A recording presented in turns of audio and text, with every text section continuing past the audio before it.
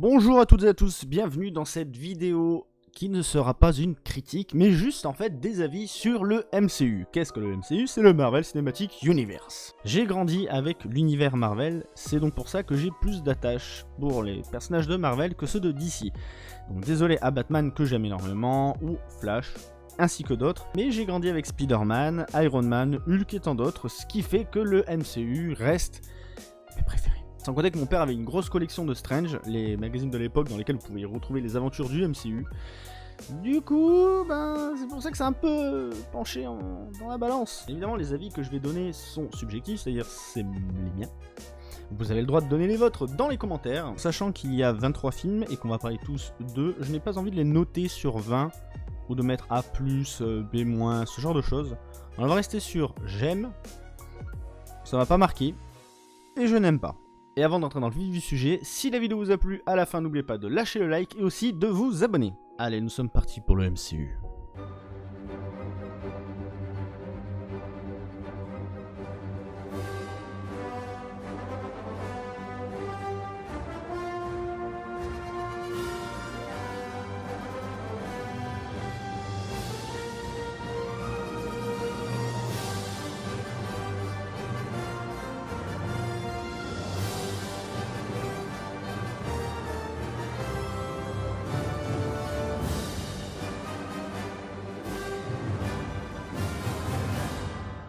Et on va les faire dans l'ordre chronologique dans lequel ils sont sortis, et non l'ordre chronologique de l'histoire. Car oui, le MCU c'est un peu un bordel. On commence avec le premier Iron Man.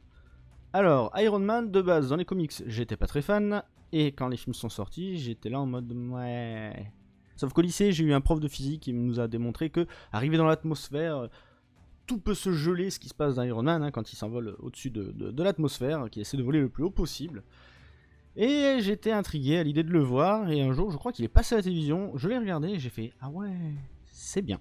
Et le premier Iron Man, en vrai, c'est celui qui a lancé le MCU, et comme je les ai pas vus dans l'ordre, malheureusement... Enfin, pas vus dans l'ordre, je les ai pas découverts dans l'ordre, plutôt. Mais Iron Man 1, je l'aime beaucoup. Alors pourquoi j'aime beaucoup le film? C'est parce que c'est la découverte de Tony Stark, de l'extravagance du personnage, et les armures d'Iron Man, quoi. Puis merde, Robert Downey Jr., j'ai besoin d'en dire plus. En numéro 2, l'incroyable Hulk, avec Edward Norton, et non Mark Ruffalo, parce qu'au départ c'était Edward Norton qui avait le rôle de Hulk. Je connais pas tous les tenants et aboutissants et je sais plus pourquoi Norton n'a pas continué sur sa lancée, mais je sais que c'est pas le premier film Hulk qui est sorti, mais c'est le meilleur film Hulk qu'ils ont fait. Alors je parle de film Hulk, je l'inclus pas dans Avengers où il y a Hulk, je parle de films indépendants sur Hulk. Le film est très bon, mais je trouve qu'il vieillit mal avec le temps. En même temps, Hulk, le problème c'est que technologiquement, de le faire réaliste, voilà. Mais on ressent toute la bestialité de Hulk, et comme c'est un personnage que j'aime bien, c'est un oui. Ensuite, nous avons Iron Man 2, donc la suite d'Iron Man. Alors, Iron Man 2... bof. Alors, en fait, c'est pas en soi le personnage d'Iron Man qui me dérange dans ce film, c'est plus le méchant, ou Whiplash, je crois que c'est ça qui s'appelle de mémoire. Celui avec ces trucs électriques là. Et bien en fait, ce méchant là, ce qui me gêne avec lui, c'est qu'il manque de charisme en fait. Tout ce qu'on sait de lui, c'est qu'il vient de Russie, si je me rappelle bien, ou c'est un truc soviétique, enfin... Et le problème, c'est que ses motivations pour être méchant, c'est... Je venge mon père. Parce que toi, t'étais meilleur que mon père, alors vas-y que je débarque sur un truc de Formule 1, et vas-y que si... Alors, le truc de Formule 1, cependant, est grave stylé. Quand Tony dit, allez, je m'en bats les couilles, je suis Iron Man, ouais, je roule à fond sur le truc de Formule 1. Louis Splash arrive, accident de Formule 1, je connais très peu de personnes avec un gros accident de Formule 1 qui arrive à marcher droit et s'équiper en Iron Man, mais bref, c'est pas grave. Ce film-là, en fait, m'a laissé de marbre. C'est-à-dire que je crois que la première fois que je l'ai vu, j'étais là en mode, mais c'est le meilleur. Et quand je le revois, plus je le trouve mauvais. Donc, c'est pas ouf. Alors, je déteste les comic stores. Je trouve que l'aspect nordique... Alors moi je parle surtout des anciens comics, ceux qui datent un petit peu. Du coup en fait, l'aspect visuel de Thor m'a jamais attiré. Pareil, le dieu nordique, quand on est gamin, c'est pas vraiment ce qui nous attire. Mais une fois adulte, quand on voit Chris Hemsworth en Thor, et que le film est plutôt pas mal dans tout ce qui est nordique, avec Loki surtout, parce que je pense que Loki porte pas non plus à lui seul le film. Je trouve que Tom Hiddleston, celui qui joue Loki, donne hyper bien la réplique à Thor, et les deux fonctionnent bien, ce qui inaugurait quelque chose de génial pour la suite. Mais la suite, on en parlera après. Thor 1, oui. Thor 1, mais c'est un petit oui. C'est-à-dire qu'il est bien, mais il aurait pu être mieux. Captain America First Avengers. De tous les Avengers, Captain America, c'est l'Avengers que je déteste le plus avant. Donc, du coup, que je détestais. Parce que, dans les comics, j'ai jamais trouvé attirant quelqu'un qui se bat avec un bouclier. Il y a les valeurs, d'accord, mais quand on est gamin, les valeurs, c'est pas ça qui est important. C'est les pouvoirs, c'est la puissance, c'est le plus fort. Quand on est gamin, c'est comme ça. Il y a juste avoir mon petit frère qui... Bref. Du coup, j'étais pas du tout attiré par Captain America. Cependant, le film m'a fait aimer Captain America. Je trouve que Captain America First Avengers est le meilleur film de la phase 1. Indépendant. C'est-à-dire par là, je parle juste du super-héros en lui-même, Captain America. Par exemple, comparé à Thor ou Iron Man, je trouve que Captain America est un super film parce que il ne parle pas de super-héros en soi, il parle de valeurs américaines, de la guerre, et je trouve que c'est un très bon film de guerre. Et les valeurs qui prônent que le plus faible est plus fort que le plus fort, c'est un peu bizarre dit comme ça, mais vous m'avez compris. Et ben j'adore, franchement j'adore. J'ai adoré le personnage, j'ai tout adoré dans Captain America. Et surtout que Chris Evans, ben c'est un bon acteur. Moi j'aime beaucoup Chris Evans, on sent qu'il s'implique à mort. Et Captain America, c'est à ce stade mon personnage préféré. Même si, alors je préfère Iron Man en tant que super-héros, donc je préfère Steve Rogers à Tony Stark dans la personnalité, mais je préfère Tony Stark dans mon cœur. Voilà. Avengers, premier du nom. Meilleur film au monde? En fait, le problème que j'ai avec Avengers premier du nom, c'est que la scène de fin est fantasmagorique. Elle est jouissive, elle est géniale, elle est tout ce qu'il y a de parfait dans une bataille de super-héros. La fin. Le film met beaucoup de temps avant de se mettre en route. Et on suit beaucoup des personnages, je dis pas qu'on se fout, hein, parce que bon, la Veuve Noire et Œil de Faucon, c'est pas les personnages que j'apprécie le plus. Alors le film qui va venir sur la Veuve Noire, Black Widow, je suis pas le plus enthousiasmé du monde, c'est pas un personnage que j'ai dans mon cœur malheureusement. Du coup en fait, Avengers c'est le premier film de l'univers étendu MCU que j'ai vu. C'est-à-dire j'ai vu Avengers avant de voir les autres indépendants. Et j'ai kiffé sa race. J'ai vraiment kiffé violent ma race. Ça a été mon gros coup de cœur. C'est ce qui m'a ravivé en fait avec le cinéma. Je détestais tout ce qui se faisait à Hollywood, etc. avant Avengers. Pas tout, bien évidemment pas tout. Il y a des petites pincettes à prendre. Mais en fait, Avengers, ça a été en mode ok, on peut faire des trucs comme ça. Ok, on peut faire des mecs qui volent, on peut faire des extraterrestres, on peut faire des gros bonhommes Hulk. J'étais en mode ok, là le cinéma, pour moi, j'avais pris une grosse claque. Ce qu'Avatar ne m'avait pas fait. Avatar, c'était ouais, c'est joli. C'est tout. C'est tout ce que Avatar m'a fait. C'est joli. Mais Avengers m'a fait donner des frissons. Bien évidemment, je le dis depuis tout à l'heure, c'est subjectif. Du coup, Avengers, c'est un putain de oui. C'était génial. Alors maintenant, on passe à la phase 2. Parce que Avengers, c'est plusieurs phases en fait. Le MCU, c'est plusieurs phases. Et la phase 2, donc, comprend et commence par Iron Man 3. Alors, Iron Man 3 était beaucoup décrié parce qu'on voyait plus Tony Stark que Iron Man. Et bien, moi, j'ai préféré le film. C'est le des 3 Iron Man, c'est le 3 que je préfère. Alors pas seulement parce qu'il arrive avec des trucs de Leroy Merlin à créer à peu près l'équivalent de ces technologies d'Iron Man. Et parce que l'idée du mandarin de faire en sorte que c'est le méchant principal, et en fait non, même si ça a déçu plusieurs fans, dont moi j'aimais beaucoup le mandarin, j'ai trouvé l'idée super géniale. Après, malheureusement, les fanboys, peut-être que vous connaissez l'histoire, m'ont trop gueulé, donc du coup il y a un petit court-métrage alternatif qui montre qu'en fait c'était le mandarin depuis le début, mais bref, on s'en fout un petit peu. Le film en lui-même, je le trouve très bon, des cascades géniales, une ambiance super en fait, parce que Tony Stark, depuis ce qui s'est passé avec Avengers, où il y a des aliens et donc il y a des choses qui le dépassent mentalement, que tu sais pas à quel moment tu peux te faire attaquer, fait des crises d'angoisse, et donc on est plus sur la psychologie du personnage que sur le super-héros en lui-même. Le super-héros en fait, c'est ce qu'on a en nous, c'est soi. Et le final d'Iron Man 3, j'ai eu un peu peur quand j'ai vu qu'il avait explosé toutes les armures. Je me suis dit, est-ce qu'il va revenir mais oui, donc du coup ça va. Et je trouve que justement, après cette première phase, on va vachement plus développer la psychologie des personnages avec les films à venir. Continuons. Numéro 8, Thor, le monde des ténèbres. C'est un gros nom. C'est un gros nom. Alors la première fois que j'ai vu, j'ai dit il était sympa, ouais, donc c'était un bof.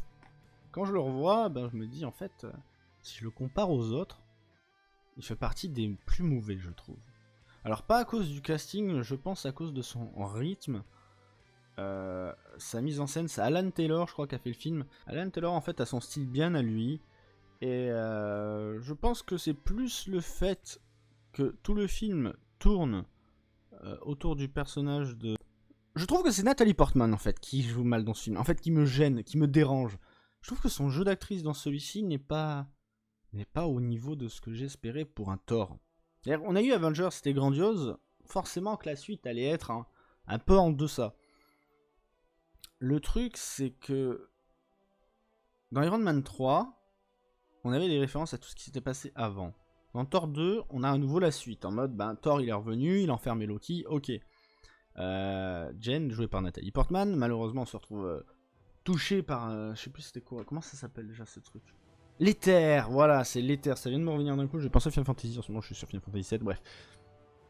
Et quand elle est au contact de l'éther, bah Jane, malheureusement, bah, je sais pas, j'avais l'impression de revoir, je sais pas si vous vous rappelez dans X-Men 3, pour ceux qui l'ont vu, quand Jean Grey commence à devenir méchante, bah, X-Men 3 déjà, bon, mauvais film à mes yeux, mais bref. Ben, en fait voilà, le film a fait le même effet que X-Men 3, je l'ai pas trouvé top. J'ai même trouvé nul en fait. J'ai trouvé nul. Je me fais chier devant Thor 2. Donc non, c'est un non. On passe au 9ème, Captain America, le soldat de l'hiver, et là aussi c'est un non. Alors, c'est un non, et ça aurait pu être un ouais, voire un bon en fait. Le souci c'est que Captain America 1, j'étais en mode ok, ça m'a surpris totalement, j'ai découvert un personnage que je n'aimais pas, et du coup je l'ai redécouvert au travers de quelque chose que j'aime bien. Qu'est-ce que dans Captain America 2, ça va être que j'apprécie. Et le soldat de l'hiver, le problème c'est Bucky. Bucky, ben... L'histoire elle est un peu capillotractée, je trouve. Le film est mal amené et ça fait plus en mode militaire urbaine, milice urbaine que vraiment film de super-héros. On passe d'un mec qui dirige les Avengers à juste... bah, je suis le mec avec le bouclier. Et c'est ça qui m'a dérangé dans ce film. En fait, j'ai pas grand-chose à ajouter de plus. Il m'a pas marqué, il m'a pas... C'est purement personnel. C'est pas un mauvais film, hein. Ça reste un... C'est les frères Rousseau qui l'ont fait, hein, si j'ai pas de bêtises. Anthony et Joe Russo, c'est ça. Je vérifie... Oui, c'est ça, c'est Anthony et Joe Russo qui l'ont fait. C'était bien les frères Rousseau qui l'ont fait, ce Captain America 2. Mais non. Non, j'ai pas accroché. Bon, là, on passe à la plus grosse surprise. Puisque le 10ème film a été Les Gardiens de la Galaxie. Alors, Les Gardiens de la Galaxie, j'avais vu les bandes annonces, je me suis dit... Ok, ça fait un délire Star Wars, c'est bizarre. Et je n'avais jamais entendu parler avant. Enfin, je pensais ne jamais en avoir entendu parler avant. Parce que le problème, c'est que j'ai confondu les Gardiens de la Galaxie avec les Inhumains. Les Inhumains, j'ai jamais aimé.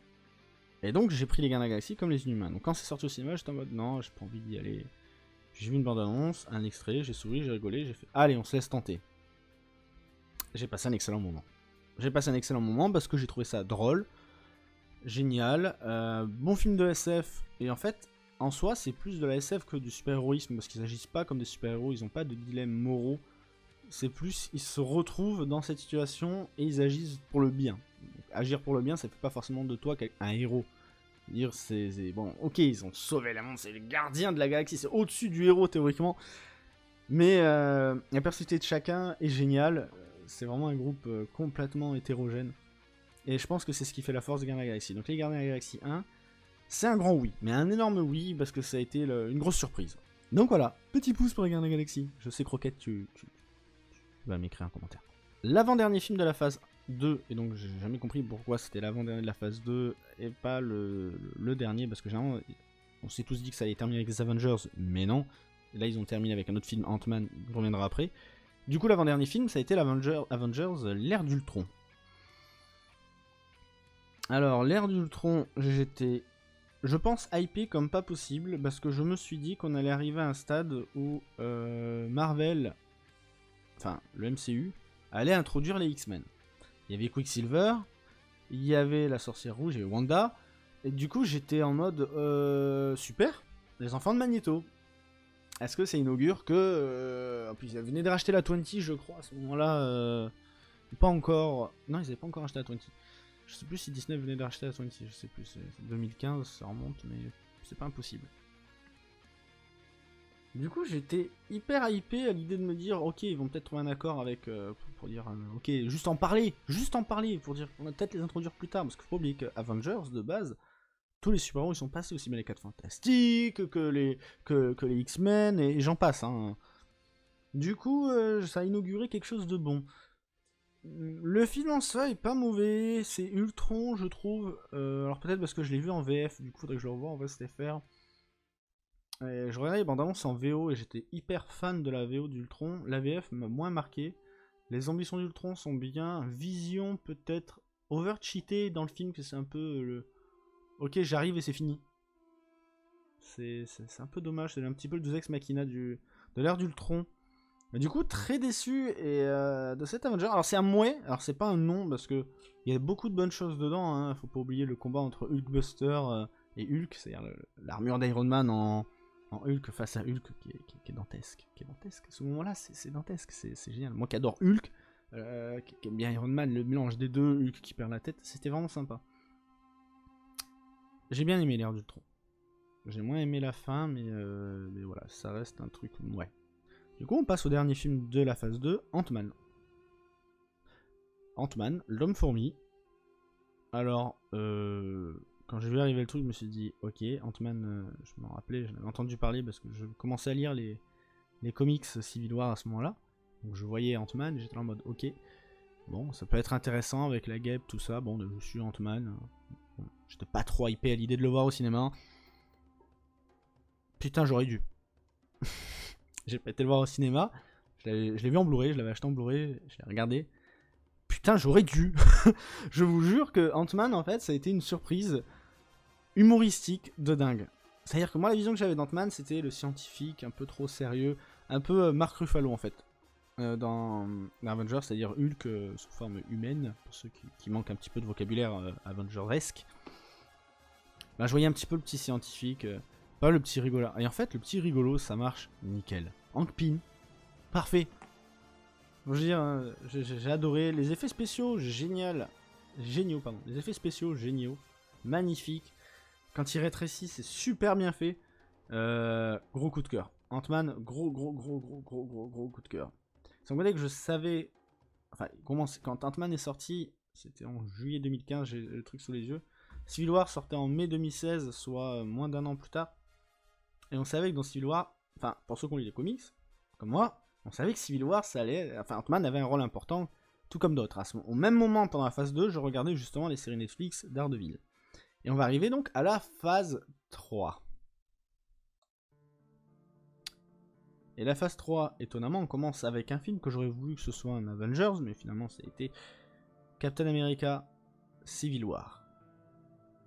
Je sais même pas en fait qu'est-ce que je peux en penser de ce film. Est-ce que je l'aime? Est-ce que je l'aime pas? Est-ce que c'est mouais? Le truc c'est comme un livre adapté en film.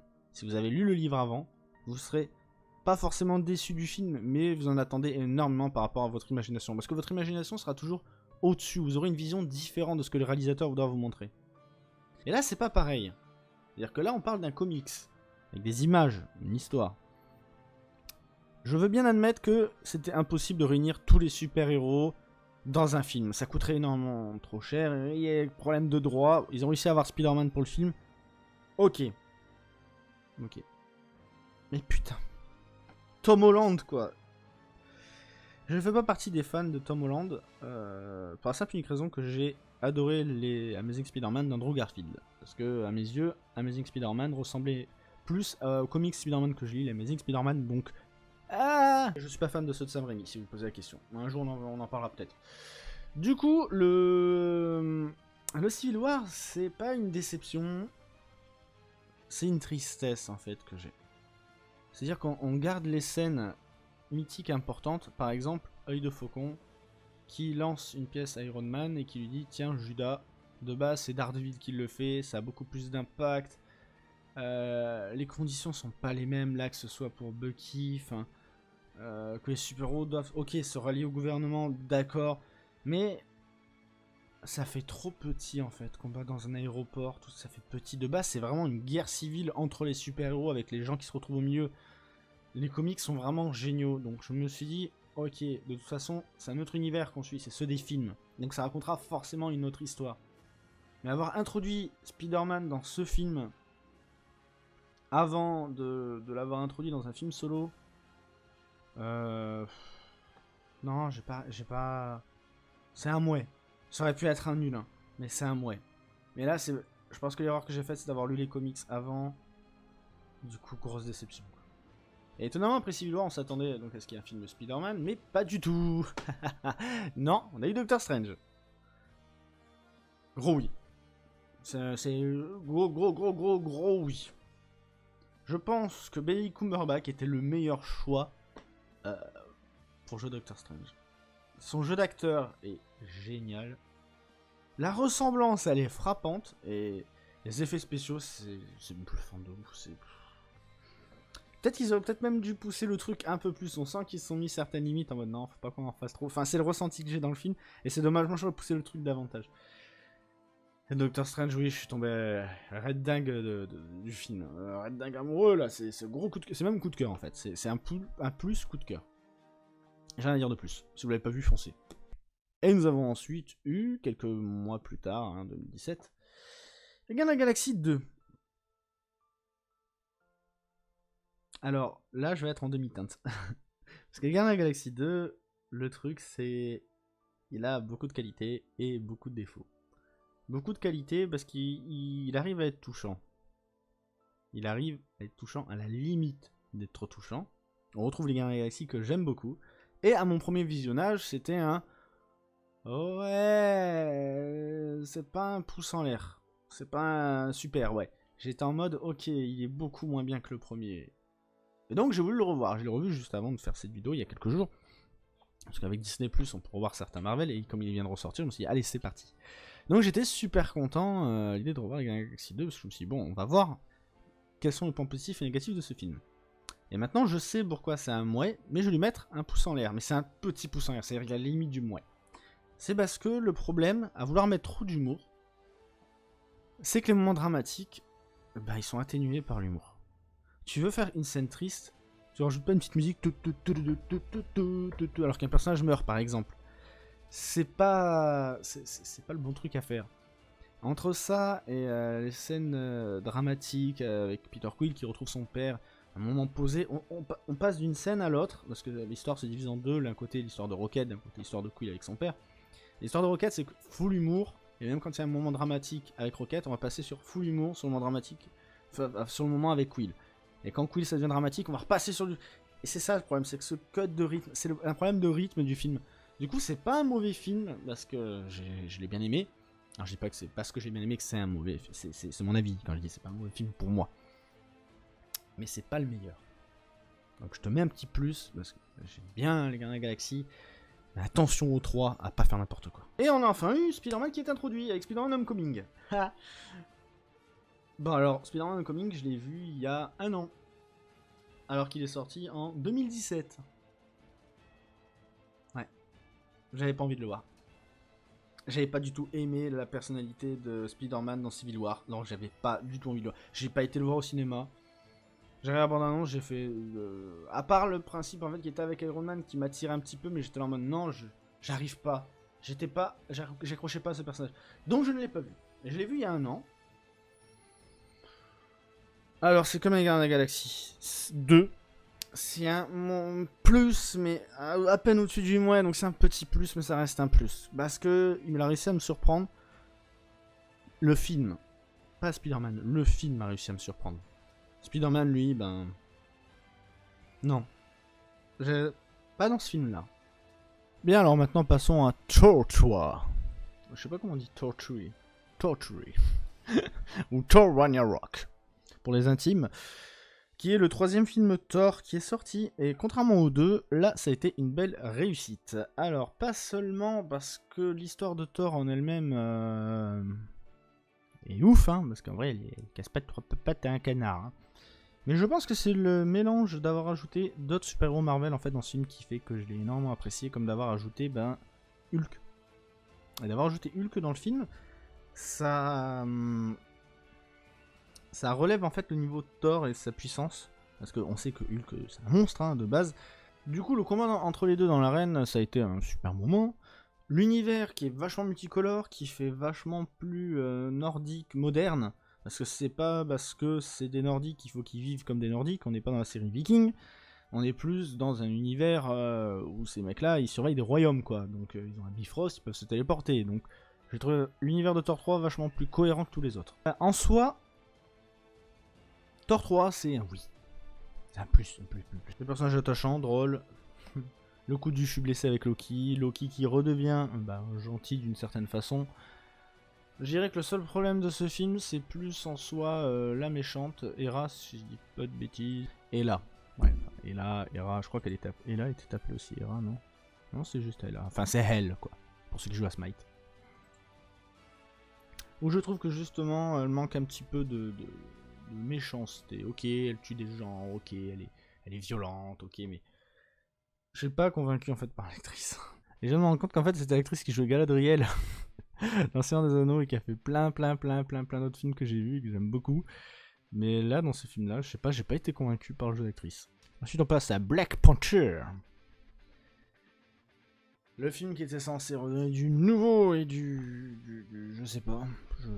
Je sais pas en fait, parce que Black Panther, alors, aussi autre nuance, c'est vrai que tout à l'heure on a parlé de Civil War et dit ouais.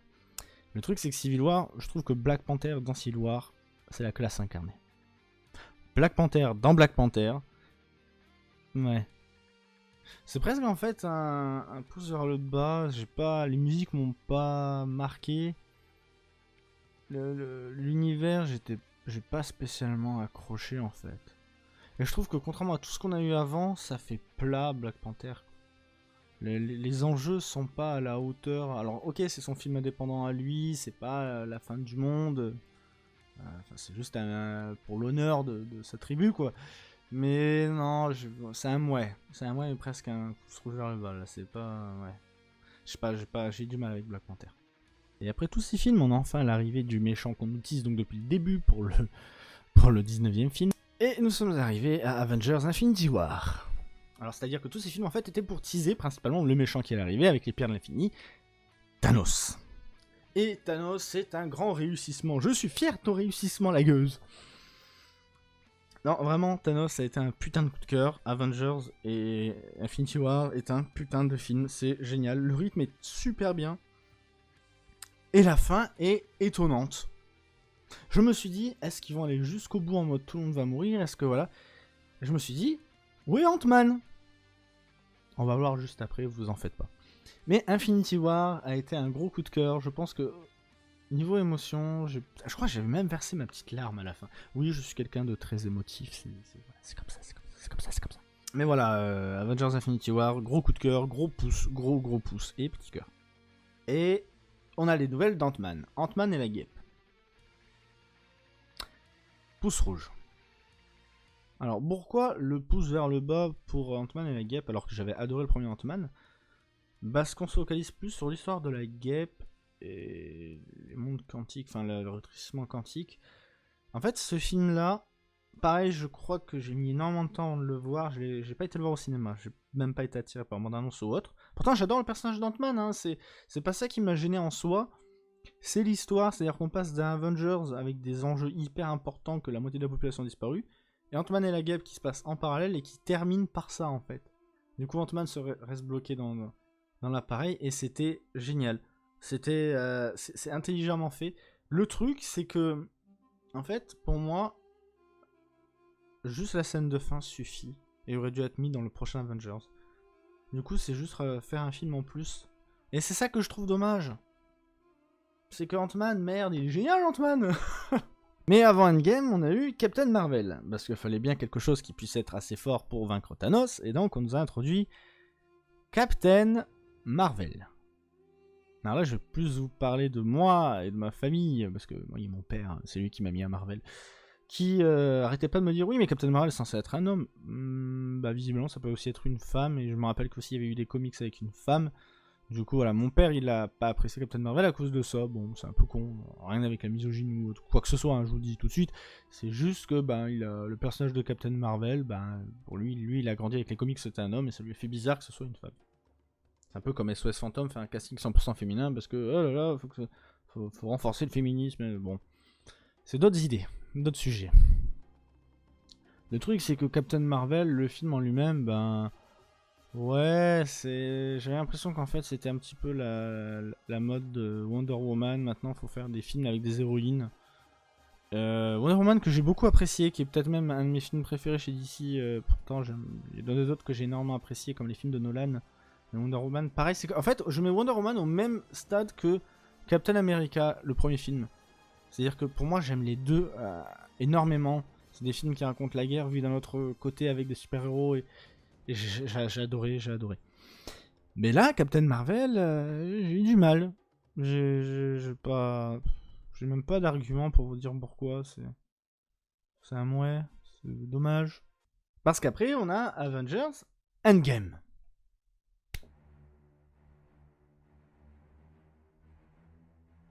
J'ai aussi versé ma petite larme. Qui est peut-être le meilleur Avengers? J'arriverai pas à les... Parce que je peux pas vous dire quel est le meilleur que lequel. Voilà, c'est des goûts, des couleurs. Et j'aime beaucoup ce film. Je l'aime énormément. C'est un truc de dingue. Il se passe rien. En fait, il se passe rien jusqu'à la fin où il y a la grosse bataille. Et c'est un parti pris risqué et génial. Le début où ils arrivent, ils tuent Thanos. Et finalement, bah, ça règle pas le problème. Parce qu'il a détruit les pierres. Et le principe qu'ils réfléchissent à retourner dans le temps. C'est un gros parti pris, un gros risque à prendre. Et de revivre les événements des autres films. C'est génial. T'as l'impression qu'en fait tout était pensé depuis le début. Alors que je pense que c'est plus le film qui s'est adapté à tous les autres indépendants. À part les films Avengers, bien entendu, puisque finalement on suit Civil War, on suit un peu tout ça. Captain America, le Soleil d'hiver et j'en passe. C'est génial. J'ai rien à dire, c'est génial, c'est pouce bleu. Mais c'est pas le dernier film de la phase. Spider-Man Far From Home. C'est un pouce. Alors, à ma grosse surprise, hein, pareil, je l'ai vu en film il y a pas longtemps. Parce qu'il est sorti il y a pas longtemps, je crois, en Blu-ray. Donc, du coup, j'ai pu me le prendre, me le procurer, le regarder pour en profiter. Grosse surprise. Je m'attendais pas à ça. Alors, j'avais pas envie de le voir parce que c'est en fait. Il y avait enfin un Spider-Man avec mon méchant préféré, un de mes méchants préférés. Du coup, Rey Mysterio. Alors, qu'est-ce que je raconte? Avec Mysterio. Non, mais je suis fatigué. On est la journée, mais je suis fatigué. Le confinement. Du coup, je me suis dit, ok, putain, avec Tom Holland, quoi, vous mettez enfin le méchant que j'attendais depuis longtemps, quoi. Il y en avait marre de ces bouffons verts, de ces machins. Il y a d'autres méchants qui méritent tellement plus de développement. Du coup, j'ai vu la moment, je me suis dit, mais il est gentil, il est méchant, on sait pas, je vous spoil pas. Grosse surprise et coup de cœur. En fait, ce film-là m'a réconcilié avec Tom Holland. Du coup, j'attends la suite avec impatience, parce que là j'ai vu grandement le jeu d'acteur de Tom Holland. Le film est bien. Le film est très très bien. Les effets spéciaux sont géniaux. Et en fait, c'est juste la petite araignée du quartier qui maintenant, sur ses épaules, ben voilà quoi. À la suite de Endgame, vous savez très bien Endgame, et il veut pas prendre ce flambeau-là, et il va quand même être obligé. Bref, c'est génial. J'ai été agréablement surpris. Du coup, on termine super bien cette phase. Alors qu'on l'avait mal commencé. Donc voilà, c'est tout pour les films Avengers, puisque ben, les Avengers, maintenant, ben, c'est terminé. Hein. Il va y avoir autre chose, le multiverse qui est teasé. Et on commence très prochainement avec le film. Et on commence très prochainement avec le film Black Widow. J'ai pas trop envie de le voir. Pour l'instant, je vais vous donner mes a priori sur les films à venir à la fin de la vidéo. Donc Black Widow qui arrive prochainement, je suis pas enthousiaste à l'idée de le voir. Eternal, je suis sceptique, pourquoi pas, à voir. Un peu peur, mais pourquoi pas. Après, on a Shang-Chi and the Legend of the Ten Ring. Je ne connais absolument pas. Du coup, j'attendrai la bande-annonce pour me faire un avis dessus. Spider-Man 3, que du coup, j'irai voir au cinéma, parce que, ben, maintenant, c'est bon, Tom Holland, bravo, tu as réussi, grâce à ce film. Grâce à ces films-là, Marvel. Je dis pas que t'es un mauvais acteur, attention, t'as peut-être joué dans d'autres films que je n'ai pas vus, mais voilà. Mais en fait, le truc que j'aimais pas avec Tom Holland, c'est que c'était un petit con, et dans ce film-là, en fait, tu montres que c'est un petit con, mais qui va prendre des responsabilités, donc voilà, c'est pour ça que j'ai aimé. Donc Spider-Man 3, oui. Thor, Love and Thunder, donc l'amour et le tonnerre. Oui, surtout quand on voit le casting, qui a l'air génial, mais petite déception, parce que je viens de voir qu'il n'y avait pas les Gardiens de la Galaxie dedans, mais ça va être encore fait par Taika Waititi, qui avait fait le Thor 3, donc je dis oui. Doctor Strange and the Multiverse of Madness, carrément. Ça va être carrément, pour moi, ça va être là le plus important. Hein. On sait tous que, et on se doute que le prochain méchant qui va arriver, ça va être Galactus. Donc je pense que Marvel doit préparer dans sa poche, peut-être pas un reboot des 4 Fantastiques, mais les introduire dans l'un de ses films, donc on verra bien. Puis on a aussi Black Panther 2, Captain Marvel 2, Ant-Man 3. Je pense que Black Panther 2, j'attends de voir qu'est-ce qui est proposé et avec qui va être Black Panther dans son film, parce que s'il est solo, je sais pas ce qu'on peut raconter comme méchant. Donc voilà. C'est dommage Black Panther, putain, j'avais kiffé dans Civil War. Captain Marvel 2, pareil, à voir. Peut-être avec les Gardiens de la Galaxie, pourquoi pas, puisque après ce qui va venir, voilà. Ant-Man 3, pareil, à voir. Blade, alors ça m'étonnait, mais pourquoi pas. Et les Gardiens de la Galaxie volume 3. Que là j'attends avec impatience. Et mon chat qui fait de la mitraillette avec sa bouche parce qu'il y avait un oiseau par la fenêtre. Moi sur ce les amis, je vous fais des gros bisous, je vous dis à très bientôt pour une prochaine vidéo. Si ce genre de sujet vous plaît, vous pouvez proposer dans les commentaires des films, des séries, ce que vous voulez, avec un thème précis. Là j'ai pris le MCU, si vous voulez on peut faire même le DC Universe, hein, ou simplement les films de DC. Et là ce serait peut-être long et il faudrait que je prépare un peu plus, parce que là bon, j'ai un tableau avec tous les films qui sont sortis, avec les dates, les réalisateurs et compagnie pour m'aider, pour des notes et que certaines choses me reviennent. Parce que certains films j'ai pas du tout envie de les revoir. Notamment Thor 2, je savais très bien que si je le relançais, j'allais m'endormir devant, parce que souvent je suis extrêmement fatigué. Je crois que je dois avoir le Covid, c'est pour ça. Donc c'est pour ça, comme j'ai le Covid, de penser à vous abonner et à lâcher le pouce bleu. Nous on se retrouve très prochainement pour une prochaine vidéo. Portez-vous bien et à bientôt. Peace.